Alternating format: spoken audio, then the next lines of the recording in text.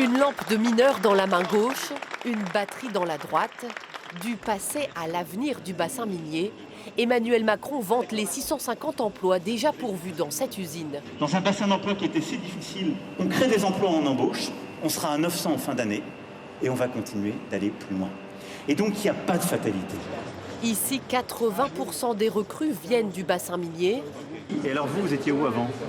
Moi, je travaillais à Renault, juste avant de venir ici. Vous êtes là, ça y est, vous êtes en CDI? Un bel exemple, dit le président, de reconversion industrielle réussie. L'écologie, c'est un avenir. Simplement, ce n'est pas l'écologie de décroissance. C'est l'écologie qui bâtit des filières. C'est ce qu'on a su faire avec votre région. Il faut soutenir les investissements pour décarboner les entreprises existantes. C'est tout le défi qu'on a, on le sait, à Dunkerque avec ArcelorMittal. Et on ira au bout là aussi, avec des engagements qui ont été pris.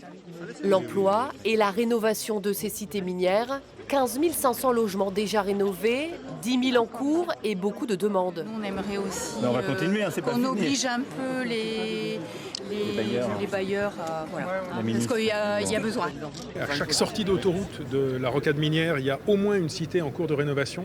Et c'est quelque chose qu'on ne peut pas arrêter. On ne peut pas être sur une politique de stop and go, freiner, repartir. Il faut qu'on continue sur cette lancée-là. Nous en avons encore pour quelques années devant nous. On est un peu en avance sur les logements, mais il y a plein de sujets sur lesquels on a encore besoin de faire reculer le chômage et redonner de l'espoir. Les élus ont maintenant 2 mois pour faire remonter au préfet leur demande pour la poursuite de cette rénovation du bassin minier.